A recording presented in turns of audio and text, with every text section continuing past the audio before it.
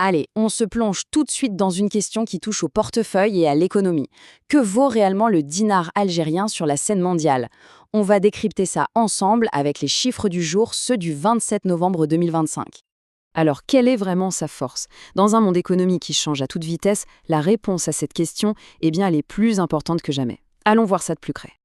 Mais au fond, pourquoi est-ce que ça nous concerne? Eh bien, c'est simple. Que ce soit pour préparer un voyage, gérer une activité commerciale ou tout simplement mettre de l'argent de côté, la valeur du dinar a un impact direct sur nos décisions et notre pouvoir d'achat. C'est parti pour un petit tour du monde des monnaies. On va voir comment le dinar se place par rapport aux grands acteurs de la finance internationale. On commence avec le poids lourd, le dollar américain. Il s'échange aujourd'hui entre 130 et 134 dinars. Le dollar, c'est la monnaie de référence pour beaucoup de matières premières et d'importation, ce qui en fait un baromètre économique clé pour le pays. On passe maintenant à l'euro. Sa valeur, elle, se situe entre 249 et 252 dinars.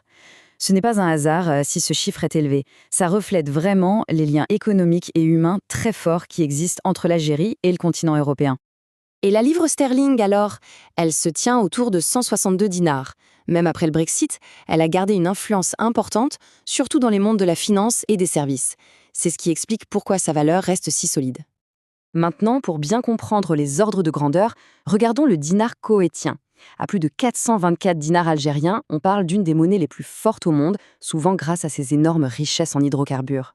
L'écart est juste immense et ça montre bien à quel point les économies de la région sont différentes. Et si on regarde juste à côté, en Tunisie? La comparaison est assez parlante.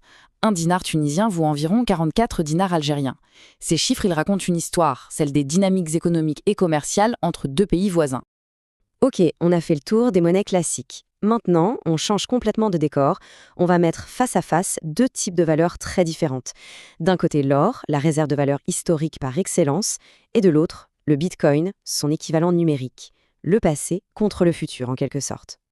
Tenez-vous bien, un seul gramme d'or pur coûte près de 17 500 dinars. C'est bien plus qu'un chiffre, c'est le prix d'une sécurité qu'on peut toucher, une valeur refuge qui a fait ses preuves à travers les siècles et les crises. Et c'est là toute la force de l'or. Comme le dit un vieil adage financier, il est vu comme une des protections les plus sûres. Quand l'économie s'agite et que l'inflation menace, beaucoup de gens se tournent vers l'or pour protéger leur patrimoine. Et maintenant, attention les yeux, le contraste est incroyable. Un seul bitcoin vaut plus de 11 millions de dinars. C'est un chiffre tellement énorme que ça en devient presque abstrait. Mais ça nous amène à un point très important sur la façon dont on l'utilise. Parce qu'en réalité, presque personne n'achète un bitcoin entier. Les échanges se font en satoshi, qui sont un peu les centimes du bitcoin. Ça le rend accessible, bien sûr, mais il faut être prudent. Sa valeur peut grimper en flèche ou chuter de façon spectaculaire. C'est ça, sa fameuse volatilité. Bon, on a vu passer pas mal de chiffres, mais la vraie question c'est « et alors? Qu'est-ce qu'on fait de tout ça ?»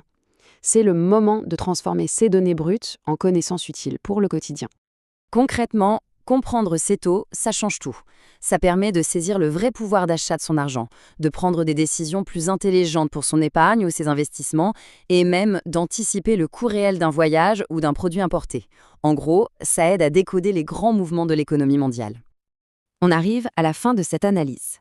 Et tout ça nous amène logiquement à une dernière réflexion, une question qui ouvre le débat. Alors après ce tour d'horizon, la question finale se pose à chacun d'entre nous, aujourd'hui, où placer sa confiance? Dans la monnaie locale, le dinar? Dans la puissance des devises étrangères? Dans la sécurité millénaire de l'or? Ou dans le potentiel et le risque des crypto-monnaies? Il n'y a pas une seule bonne réponse, tout dépend des projets de chacun et de sa vision de l'avenir. C'est la grande question de la valeur à notre époque.